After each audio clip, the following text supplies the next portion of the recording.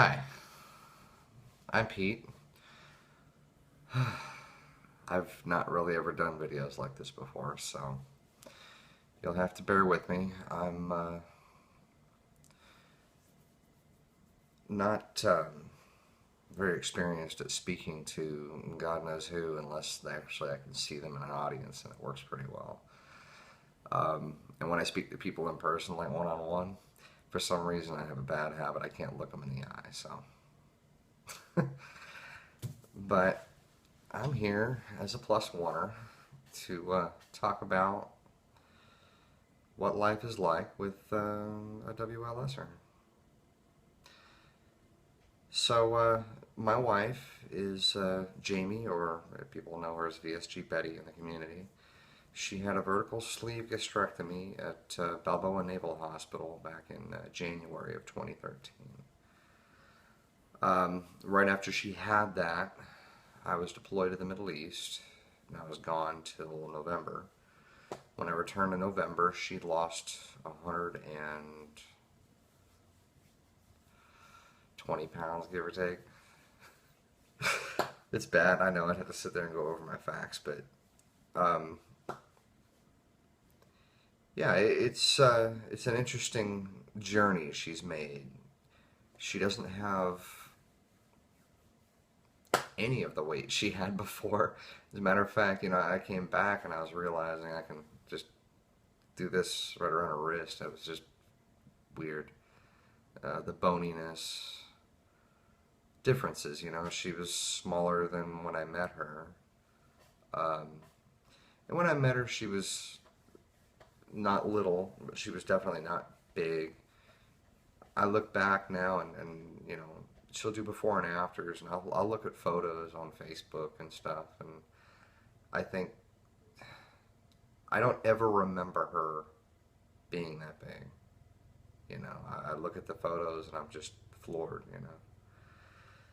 Um, but yeah, there was a whole lot of shock to it. Somebody's got photos of my initial reaction when I got off the plane, and I haven't seen them yet. So, um, so then, just a few months ago, she had a body and breast lift, and then lipo. They pulled out whatever was remaining in her stomach and put it in her butt because she lost her butt when she lost all of her weight. Um, so it kind of the touch up on what was already happening. But it's kind of an amazing transformation to watch her go through that. Um, but now here's a little something you probably didn't know. So this is my second marriage to a WLSer. My first marriage, we were married for 11 years. Um, it started to fall apart at about 9 years, and I'll explain. So, I got married when I was 19 in my first marriage, and she gained a lot of weight basically when she was pregnant with my daughter. And from there, and that was kind of the catapult, and from there, she gained a lot more weight over a span of 7 years. And, I never really looked at it that way. I don't really care as far as me personally. It's the person, not how big they are, you know. But it's when she reached out and wanted help, you know. Okay, there's encouragement and there's support from all manner of looking at things. So she, and this, I'm specifically talking about my ex-wife here, not my current wife, but, and I guess the reason I'm looking at that relationship just right now, I mean, I'm not going to talk about this all the time, but this will be my video. I talk about it as well as my first video, so. Um, and I think I want to talk about it because it ended off in a bad way. And a lot of it had to do with her mental mindset after surgery. So she went to Walter Reed Army Medical Center in Washington, D.C., and I'll leave the dates alone. Um, she had a distal or extended Roux-en-Y because that's all her bariatric surgeon would give at the time. Um, what was his name?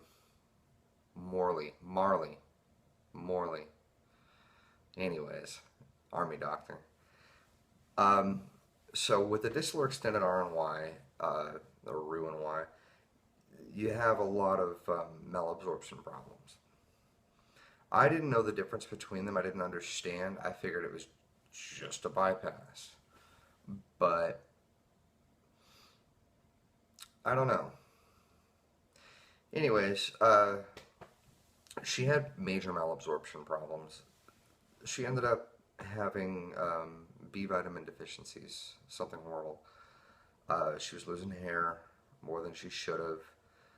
Um, she was getting peripheral neuropathy in the hands, feet, and shins, and it was, just, well, peripheral neuropathy is called burning foot syndrome. Most doctors in the United States don't know how to treat that. They don't even know how to recognize peripheral neuropathy, especially to the extremes of, a vitamin deficiency that's causing it. Most of the places that they have peripheral neuropathy is in third world countries where people don't eat enough. Their bellies get distended and their limbs feel like they're on fire, literally, in and outside. Yeah. So, with her limbs feeling like they were on fire, and she didn't understand, she didn't know what was going on, and she was having panic attacks. She'd never had panic attacks where I never saw a panic attack before. She was having severe panic attacks. And they were so bad, she would hyperventilate until her muscles would curl up from lack of oxygen. She would come in like this, and her legs would do the same thing. She would ball up, and, I called the paramedics. I mean, she was stiff. I couldn't pull anything apart. I had to call the paramedics, and they would come in and literally just lift her up and put her on the gurney, curled up, strap her in, and take her to the hospital. They didn't know how to deal with it. Her lips were blue, so it was obvious her oxygen was extraordinarily low. And, it was the most severe I'd ever seen anyone have a panic attack now that I've seen them. So that happened every single night for about 6 months. A couple times it happened while I was at work because I worked about half an hour away. And I pretty much was like her nurse for that 6 months. Actually, it was 9 months total, but 6 months that those attacks were. And she didn't understand why. The doctors didn't understand why. What the doctors were giving her, Neurontin, all this other stuff, really wasn't doing it. And finally, one of the doctors said, "You know what? We're going to treat for a B vitamin deficiency." They finally, and it was just one specific doctor who finally caught on to the fact that she had burning foot syndrome. So she basically spent multiple days on 9-hour drips of potassium. So they would give her a 9-hour drip, she would go home, and 3 days later she would go back, they would give her another 9-hour drip, and then she would go home. And that happened for a while. And she was also getting B12 shots on the regular and supplements like crazy. And they're all mostly quick absorption, sublingual, those kind of things. And it was all B vitamins, B6, B12, you name it. So yeah, she wasn't really getting enough nutrition in what she was doing, so she was having to drink Ensure and a bunch of other stuff. Now, as time went by, she found she could eat chicken breasts and things like that. But the problem was that she started eating until her food pouch got bigger again.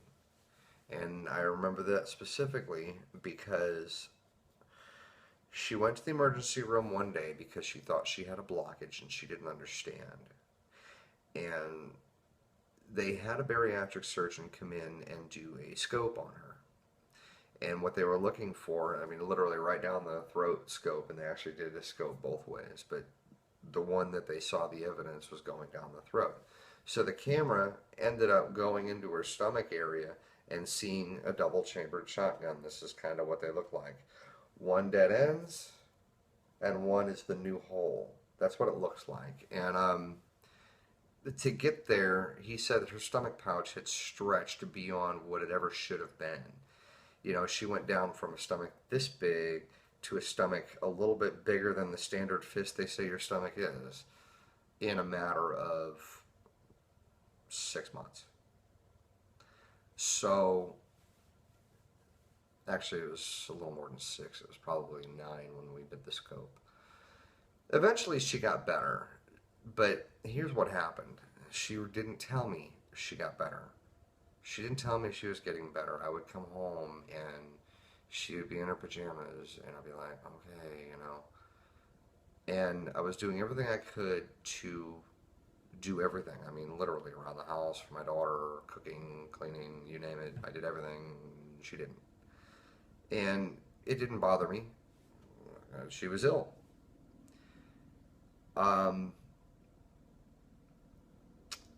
So eventually we ended up getting a house that was closer. Actually, it was on the base that I was working. I'm in the Navy. So another thing about me.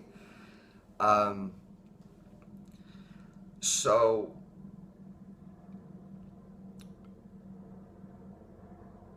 about 5 months after we moved onto the base, I went. I remember I was working, I think. Or no. I was on travel out of town for work. And I came back and I missed the Oklahoma City or State Fair. And my daughter and my wife went. Well, my daughter, who at the time was 7, had told me that a person took them to the fair. Somebody completely different. So now I won't get into the weird details because all that is, it doesn't matter if it's a WLS or not. It's one of those things. You fall out of love with somebody, it happens. But I will say that near the end, and we were already separated for 2 years, a long divorce. We were separated for 2 years, and she told me, you know, hey, I'll be honest with you, and this is one of those things that stick in my mind. He paid attention to what my issues were. Now, mind you, he was a Army medic, so he knew some shit that I didn't know. I had to look up a lot of stuff. But, you know, she said that he paid attention to her problems and he listened to her more and was more aware and in touch with what was going on with her than I was. And I know now why. I used to like take all kinds of blame on it. Sure, I not a surgeon, you know. But communication is a huge factor. We didn't communicate very well through our whole marriage. We communicated, but just not very well. And then basically, when she fell out of love with me, and I don't know when that happened. I know it was a long time before I found out. But, or actually, how do you say? If you don't see that there's something wrong with your marriage, then, you know, you're not married. I kind of did see something was wrong with my marriage, but I didn't understand what it was or what the nature of it was until then. And we even tried counseling and things before I found out about the other guy. But, you know, when you fall out of love with somebody and you don't communicate with them and you don't want them to know what the hell's going on and you end up confiding everything in somebody else, it can cause problems. Communication, it's pretty important. So that's it. That's all I'm going to talk about my ex-wife. Unless people have questions, I mean, I've got many years of experience from that. I will say that when my current wife wanted a gastric bypass, and that basically she said a weight loss surgery, but initially she said a gastric bypass because at the time that was the extent of her awareness of different procedures was a gastric bypass or a lap band. That's what she knew. So, and she didn't know what she was going to get. So when she brought it up to me after my previous experience, I had a lot of concern.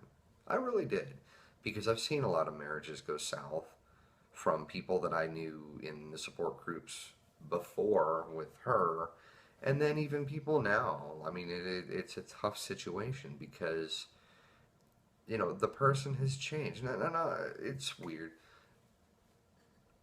My ex went through a psychologist before she could get the okay to go to surgery. And my current wife also went to a psychologist. And the pre screening of the psychologist, well, and I remember specifically, she talked to the shrink, my ex, at Walter Reed for like 1 minute and walked out with a signed piece of paper. And I would give I would just love to hear the conversation for 1 minute, and I'm sure there probably wasn't a conversation. Whereas my current wife was actually given a very comprehensive, was it a full psychologist, but he's like a family psychologist. Um, And she had many, many, many appointments with him. As a matter of fact, I even had some appointments with her and him. Um, and that was comprehensive, and it kind of got our minds straight, as to where preparedness. And there's some things you just can never prepare for, but communication's key. It really is. It's not easy. Not only that, the stress and the strain of the changes in life, and I'll tell you. I came off a deployment, and I've got some issues with what happened on deployment. I'm actually seeing somebody for that now. And then having that happen along with coming home and the major changes in my wife, which is a good thing. It's kind of like having a baby. It's a great thing. We love them to death. But, you kind of have to keep yourself in check. Understand where your grip on reality is. So yeah, it's been an interesting year and a half. Wow, almost. Or is it? God, January 2013 to so about a year and a half. Oh wow. Um, so what she eats now is practically nothing. I end up eating her leftovers a lot, or I'll just say I'll order something and then she can have stuff from my plate, and so I'll ask for 2 plates, or she'll get the child plate. Sometimes she'll bring leftovers home. The kids love that. Yeah. So that's the whole eating thing. She can't eat and drink at the same time unless she's cheating and decides she's going to drink and eat at the same time with like alcohol. She gets trashed faster, and then she gets sober faster, or thinks she does. I think she still has a blood alcohol content, but so she doesn't drink as much. There was a point, I think, that both of us kind of, before her surgery even took place, that both of us kind of settled down on that anyways. Yeah, I'm not quite 40. So, yeah, that's me and my complicated relationships with people with weight loss surgery. um, right now, my wife is Jamie is on a cruise in the Caribbean with a WLS group.